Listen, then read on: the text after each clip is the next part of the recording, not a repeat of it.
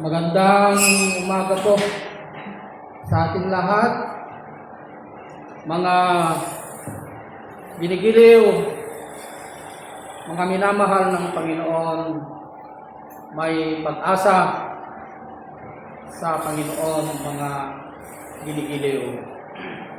May mga bisita tayo. I hope may mga bisita na ito tuloy-tuloy. Hindi yung may mga bisita po kasi dito na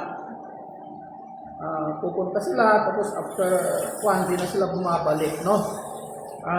Anyway, pang matagalan na talaga ito. Praise God, no? Ang mga bisita natin ay anak din po ito ng kamanggagawa po natin sa ubasan ng Panginoon, mga ginigiliw. Anak din po siya ng pastor, mga ginigiliw, no?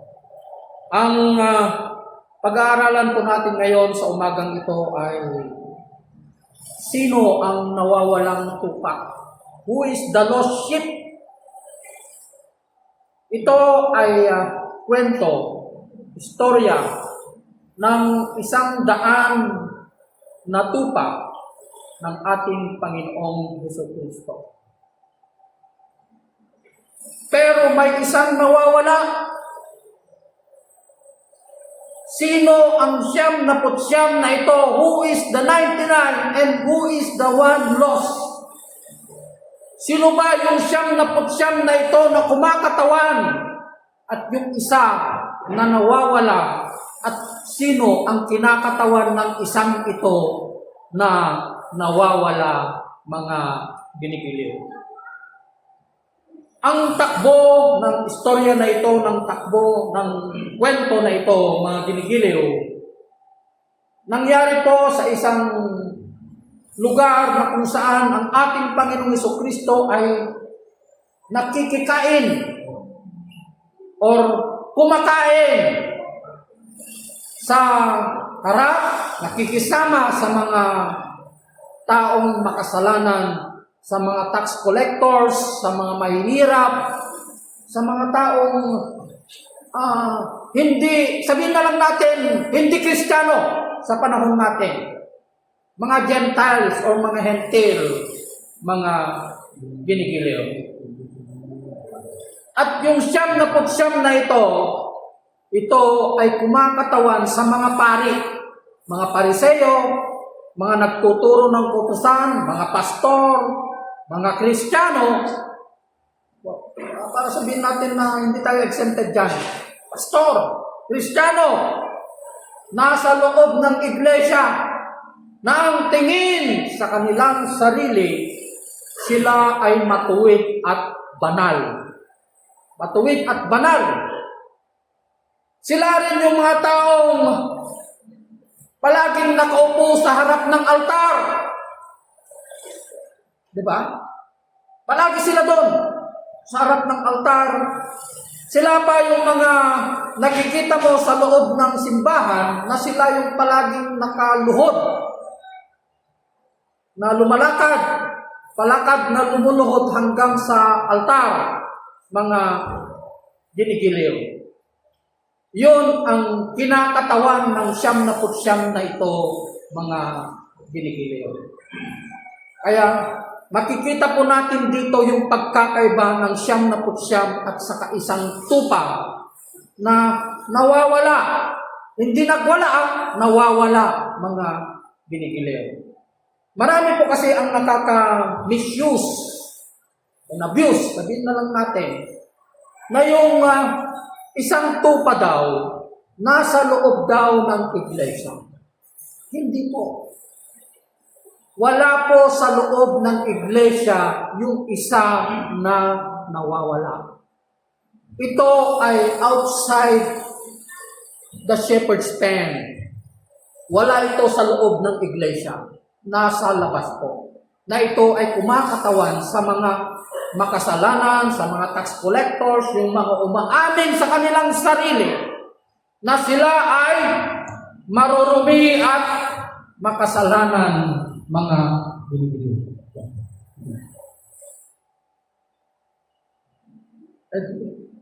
Pagkanda ito. No? So, ang nangyari po, sa tagpo na ito, mga ginigiliw, no? Ang nangyari, pinagsabihan po ng mga pari na ito, ang ating Panginoong Jesucristo, kung bakit siya nakikisalamuhan at nakikikain sa mga makasalanan. Kasi ang Mahudyo kasi, ang tingin nila sa kanilang sarili, sila ay banal at matuwid. Pero ang ating Panginoong Jesucristo, nakikikain siya sa mga makasalanan. Bakit siya nakikikain? Bakit siya nakikisama sa mga makasalanan? Alam niyo ang dahilan? Baba ko na lang. Ang dahilan ay dahil tinanggihan nila ang ating Panginoong Jesucristo. Isa pang dahilan, they are supposed to assume the responsibility as a shepherd of the sheep. Pero sila pa ang kumokondena sa mga tupa na ito, sa mga tax collector na ito. Sila ay nakatingin lamang sa kanilang sarili. Nakapokus lamang sila sa kanilang sarili. Di ba?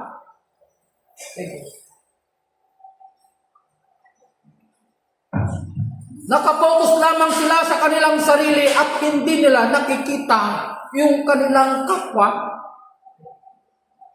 Nakikita lamang nila ang kanilang kabanalan, pero hindi nila nakikita yung mga kapwa nila sa paligid nila, mga ginigiliw. Kaya ito ang sinasabi ng ating Panginoong Jesucristo sa Matthew 7:21. Sila yung mga tumatawag sa ating Panginoon, Panginoon, subalit hindi sila makakapasok sa kaharian ng Diyos dahil hindi nila ginawa yung kalooban ng Diyos, mga ginigiliw. Marami pong pangyayari na ganito, mga ginigiliw, sa panahon natin ngayon, at ang pinangyayarihan ng mga ganitong sitwasyon at ang pagkakataon ay sa loob mismo ng iglesia ng Panginoon, mga ginigiliw. Ang iglesia kasi sa loob ng church, sa organisasyon natin bilang isang mananampalataya sa ating Panginoong Jesucristo, nagkakaroon ng faksyon-faksyon, pagkabahabahagi. Marami kasi ang ibig sabihin ng siyam na putsyam. Ang siyam na putsyam na ito, kumakatawan din ito sa mga taong Kristiyano ang tingin sa sarili, pero hindi sila nagbabago, hindi sila lumalago.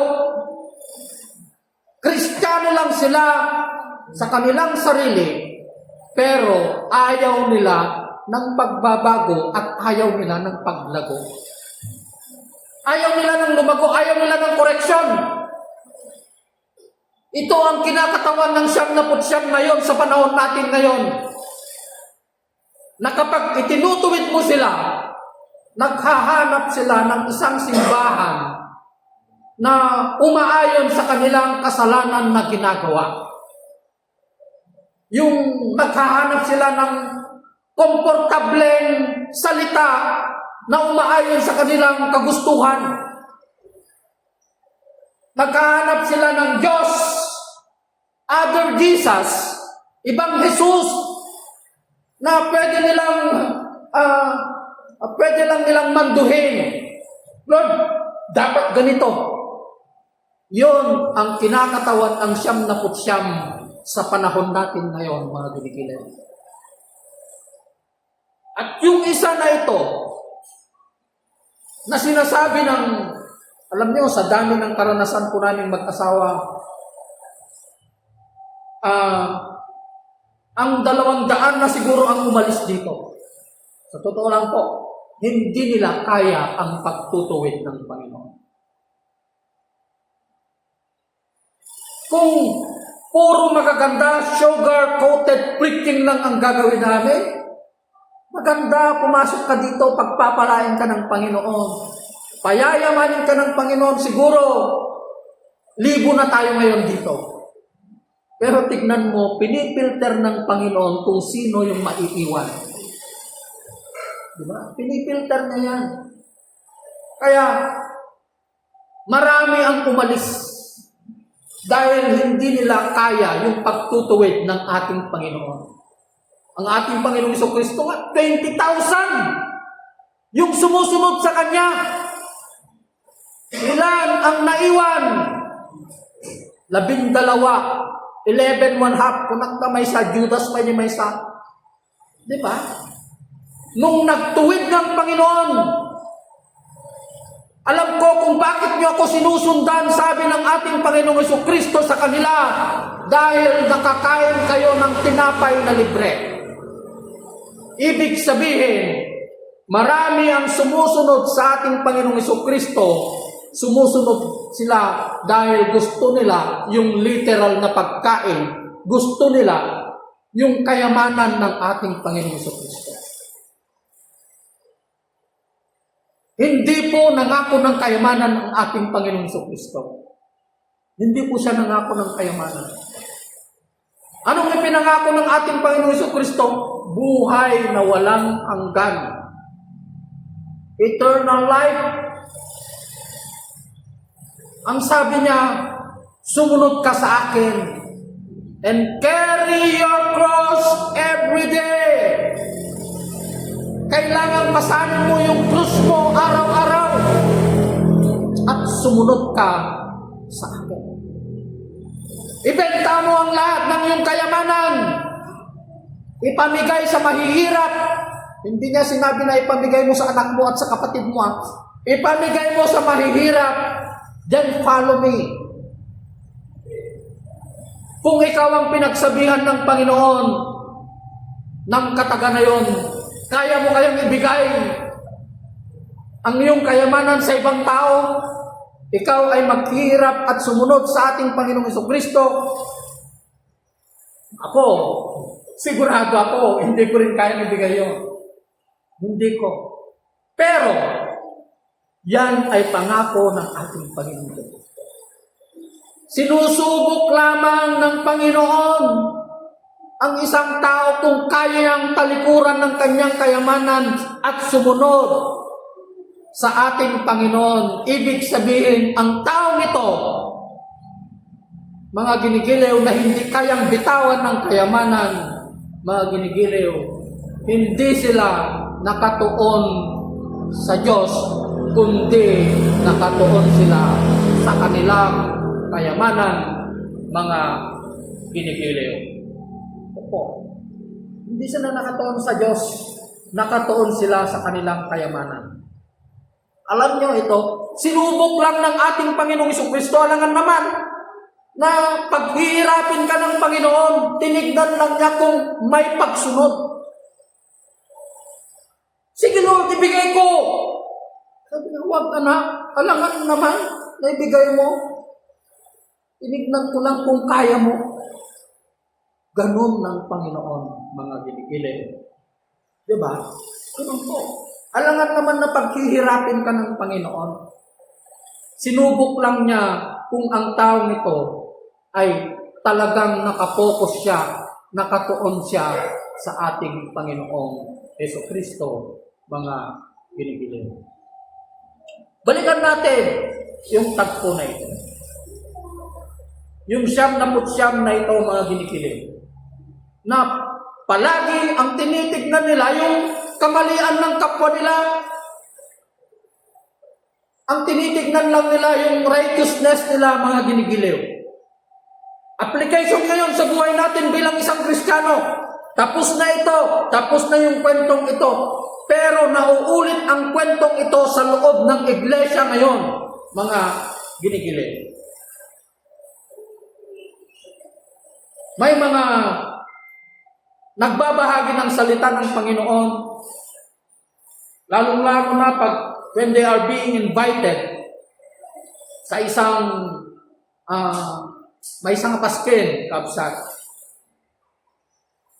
Makita dan to dagi unbeliever di gay.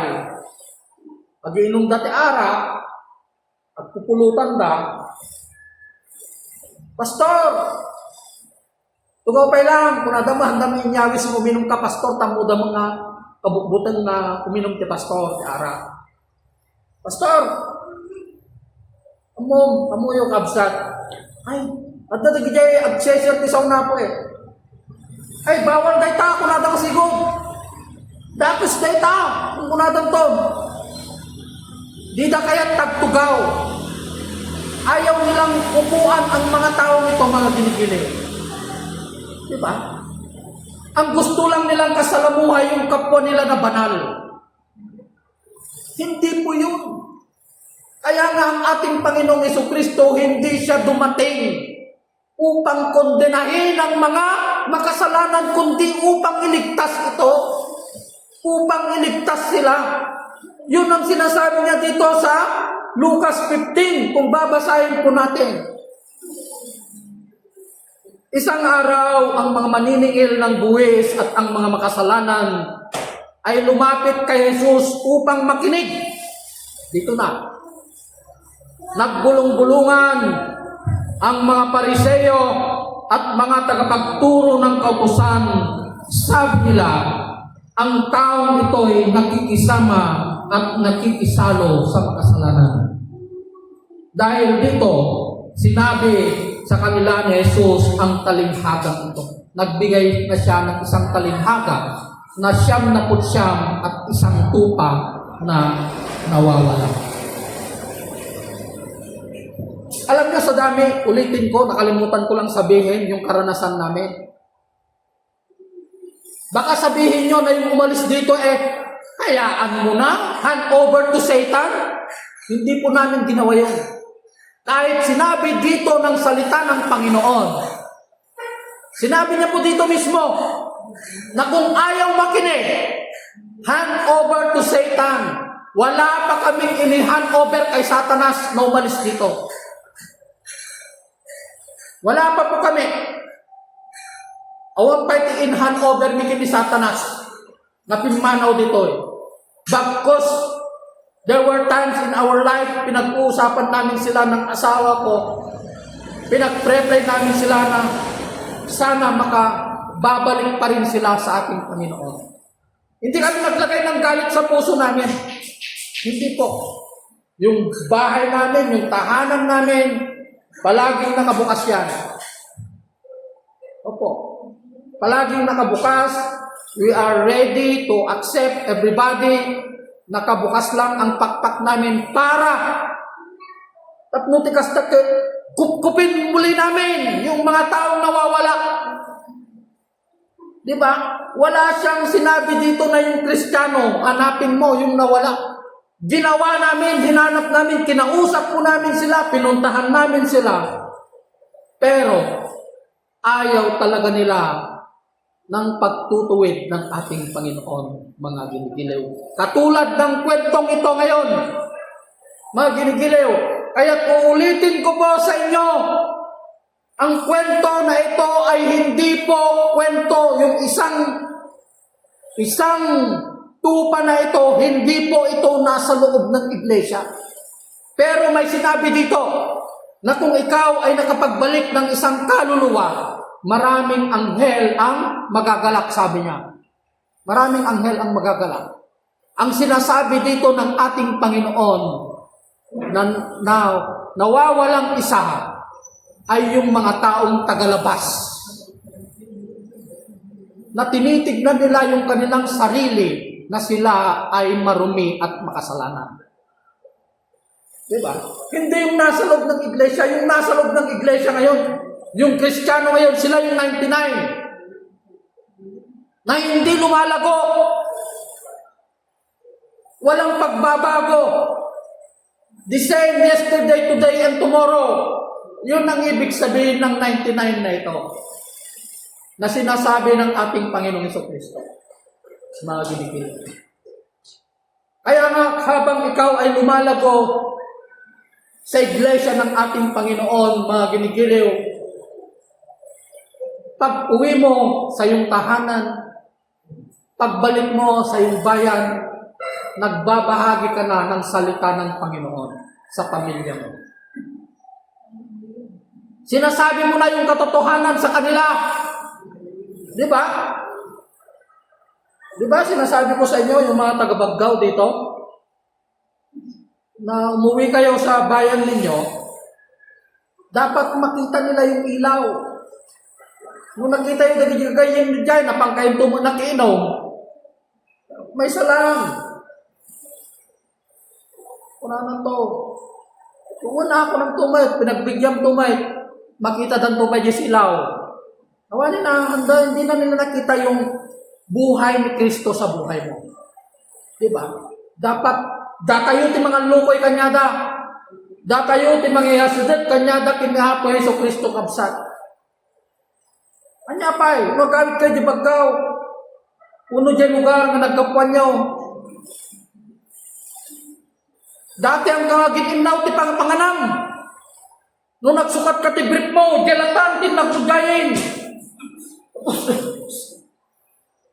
Kasi mo to, di ba? Oo. Tanggalin mo yung damit mo dyan, ganyan. Yung kwarto mo parang basura. Tapos kumakanta ka sa harap ng dito sa templo ng Panginoon, hindi maayos. Kwarto mo, hindi mo maayos. Buhay mo pa kaya? Relasyon mo pa kaya sa ating Panginoon, di ba? Kaya nga dapat magkaroon tayo ng vertical relationship sa ating Panginoon upang yung vertical relationship na yan magiging smooth yung horizontal relationship natin. Yung horizontal na yan, relationship natin sa kapwa natin, sa mahal natin sa buhay, sa mga kaibigan po natin, mga ginigiling. Diba? Dati ang aginaw kan. Dati, sumangkot kan, agbalsig kan, agluto kan. Imala, sabi ng mama. Anong sasabihin ng mama mo? Tapos, pagkatapos nun, binubuksan mo na yung Bible mo, nagbabasa ka na, nagpre-pray ka na. Sus! Ibang-iba na yung anak ko, sabi ng mama mo. Yung magulang mo. Mai-impluwensyahan sila. Darating ang panahon na tatanungin nila sa'yo, anak, sino ang Diyos mo? Tatanungin po nila. Yung mga taga-Enrile kahapon, sabi ng isang matanda, pare-parehas lang ang Diyos, Pastor, kunana. Sinipak na kami ni Pastora, sumbatak kumangin maanin. Nga to, parehas ti Diyos tayo. Sa bali ti Diyos da, sa bali ti Diyos me. Ti Diyos me kagda dito di ba? Dito ti Diyos tayo, dat ti Bible. Isuda ka, baka ti Diyos da, nagaramit da lang ti Diyos di panunod da, uno Diyos na tayo, bato, dagi dyan ti Diyos da uno di kinabatnang da, so nga, at sa sabali ti Diyos da, sabali ti Diyos tayo dito di ba? Ti Diyos tayo, the maker and creator of the heavens and the earth, the word of God, the Jesao, iso ti Diyos tayo, nga nagbaling nga tao. Diba? So, batak ko ma'am, sinipanak ni Pastora kaya hindi na lang kumimik. Mababaw siguro ang pagkaintindi nila, sabi ko. Di na lang kumimik, sa totoo lang, mga ginigiling. Diba? Kaya yun, may pagbabago, application tayo. Diba? Hantay magbaling di 99 kuma, agbaling tayo di may sa uri tagarwar tayo. Ngum adda ti willingness tayo nga sumurot. Di pagayatan ni Apo. Experience ko, karanasan ko, hindi po ako nagyayabang. Alam mo, pag may nag-share, kahit anong relihiyon noon na pumapasok sa bahay, ine-entertain ko sila. Hindi ko alam na yun pala yung dahilan kaya tinawag ako ng Panginoon. Ine-entertain ko, iglesia, Mormons, saksi. Wina-welcome ko silang lahat. Ang alam ko, lahat ng yun, banal lahat yun, para tinatanggap ko lahat. Pero, praise God, dahil itinuro sa akin ng Panginoon yung tama na dapat kong sambahin yung espiritu at katotohanan mga ginigiliw. Opo. Praise God, madaydayaw na po. Diba? Dapat tayo hindi nga, alam nyo, nung nagkaroon ako ng matinding problema sa unang pamilya ko, kasi may first family ako, alam nyo ang ginawa ko? Gusto ko nang mag-suicide noon. Ang alam ko, wala nang pag-asa.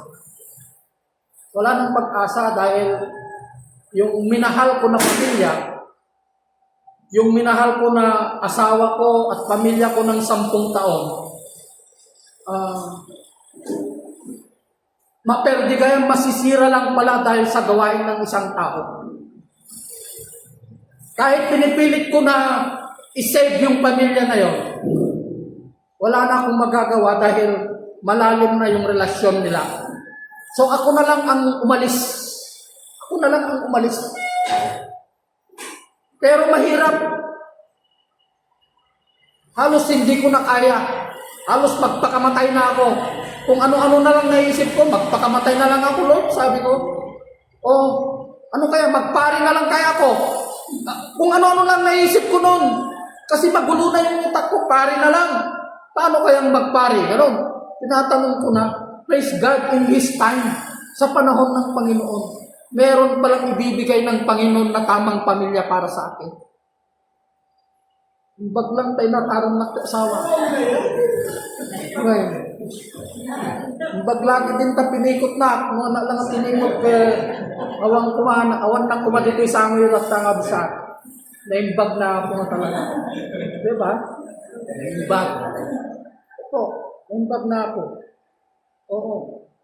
Praise God, naimbag na ako. Intod na ako, iti gusto nga pamilya nga para kanya. Diba? Kaya, hindi pala, anong tawag doon? Hindi bagbaga ng pangmataga. Kalimutan ko, yung term na yun. Diba? Opo. Kung sino yung kaya mahirap, no? Mahirap na magkasama ang believer at saka unbeliever talaga. Dapat talaga yung magkasama talaga, yung parehas silang believer. Opo, parehas silang mananampalataya sa ating Panginoon, mga believer. No? Dito ako magtatapos, no? Alam nyo, ang shepherd na pinaka magandang ehemplo ng isang shepherd, pastor, walang iba kundi ang ating Panginoon sa Kristo. He is the good shepherd. The Lord is my shepherd, I shall not want. Hindi ko memorize. Hindi, pastora, memorize na. Memorize ko din yung nalipat ako. Diba? The Lord is my shepherd. I lack nothing. He makes me lie down in a green pasture. Yun.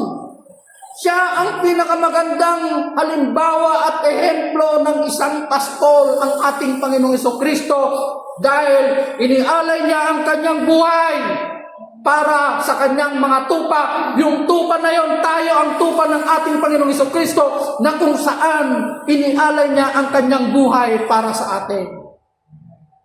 Diba? Sino kayang makakagawa nito na ibibigay niya ang kanyang buhay para sa iyo, para sa atin? Ang ating Panginoong Jesucristo lang. Siya ang ating pastol. Ang pinagbaga nga siya lang ating pastol nating lahat. Diba? Hindi lang yon. Sino bang isang halimbawa ng isang pastol? Si David. Si David. Alam mo ang ginagawa ni David? Bago siya naging hari, kaya kung gusto niyong maging hari, agbalin kayo pa lang shepherd titupa. Kasi magkita-kita ka, naging ata, nabayagan na pa yung nagbaling na hari. Hari lang siguro di balayda. Natutuwa lang tanay, tabantay. Tignan niyo si David. Nagsimula siyang pastol ng mga tupa. Yun pala yung requirements na maging hari. Dapat siya ang pinakamatinding hari, naging pastol. Pagkatapos ng pagiging pastol, siya ay nagiging hari ng Israel. Pinakama-impluwensyang hari ng buong Israel, mga ginigiling. Anong ginagawa ni David? Anong ginagawa niya? Amoy dingiwat ni leon. Pag kinakain niya, sinusunggaban ng leon yung mga tupa. Hinuhuli ni David yung leon. Binubuka niya yung bunganga ng leon at tinatanggal ang mga tupa. Sino tayo makaituro dito yung makilaban ti leon? Laman? May napanood ako sa Facebook kagabi. May lubid. Yung babae, masal-masilan Malaki yung katawan niya. Hinila ng leon yung lubid. Yung babae na ang ganda ng katawan, hindi niya. Talagang nagwe-wage talaga yung babae. Hindi niya kaya. Sa lakas ng leon na ito. Naghilaan sila. Talagang natumba yung babae. Kahit lalaki siguro hindi niya kaya. Sa lakas ng leon. So imagine kung gaano kalakas ang David na ito na lingkod ng Panginoon. Mapamuagawon da dyan tupang at da dyan tingiwa na. Binubuka niya yung bibig ng leon. Kinukuha niya yung tupa. Ganun ng isang pastol. Diba? Ganun ng isang pastol na nagmamahal sa kanyang mga tupa, sa kanyang mga anak. Mga ginigiliw. Hindi niya sila pinapabayaan. Opo, hindi niya sila pinapabayaan. Kasi yung mga tupa na ito, kaya hinahanap ng ating Panginoon. Fragile sila. And at the same time, wala silang homecoming instinct. Pag nawala ang mga tupa na ito, alam niyo kasi yung mga tupa na ito, yung karakteristik nila, isang karakteristik ng mga tupa na ito, pag nawala sila, hindi nila alam yung daan na pauwi. Kaya ang ginagawa ng shepherd na ito, hinahanap niya sila. Anong ginawa ng ating, ng pastol na ito nung nahanap niya yung isang tupa? Binuhat niya. Inuwi niya sa kanyang tahanan. Hindi na niya ibinalik sa shepherd's pen. Kasi baka sangbundan tumanin, pumanaw tumanin. Di ba? Iniwan niya yung 99. Iniwan niya sila. Inuwi niya yung isang tupa, nag-iisang tupa, mga ginigiliw. Yun po, mga ginigiliw. Kaya ang Panginoon, ang ating Panginoong Jesucristo, ipinaglaban niya tayo sa kanyang Ama. Diba? Ipinaglaban niya tayo. Imagine yung sakripisyo niya. Diba? Tapos, ayaw nating kilalanin yung ginawa ng ating Panginoong Jesucristo sa buhay natin. Diba? Hindi siya nawalan ng pag-asa, ipinaglaban niya tayo hanggang sa kanyang kamatayan. Ganon kadakila ang pag-ibig ng Diyos sa atin. He demonstrated His life for us even when we were still sinners. Makasalanan pa tayo, ipinakita na ng Panginoon ang kanyang pagmamahal sa krus. Naglagipin yung mga kanayon na takapsa. Managbasol tayo palaing, impakitan ni Apo, ito panagayat na kada tayo di krus takapsa. Diba? Naglagipin nyo dahil tayo. Intod na itibiyag na para kada tayo. Da tayo subadan tayo dahil na inaramid ni Apo kada tayo. Kapsa. Agbyag tayo, kasmaysa na Kristiyano, agbyag tayo, kasmaysa, nga dayjay bagbagan na dayjay maysa, kapupa, kapinirong niya ako. Dapat dati reciprocality na. Ano lang nga dayjay tayo, puro tayo, diba? Opo. So I hope you are being inspired sa salita na ito ng Panginoon na ipinahayag niya sa atin sa umagang ito. Tinatawagan ko na po si Pastor Raleigh. Closing prayer. Amen. God bless everyone.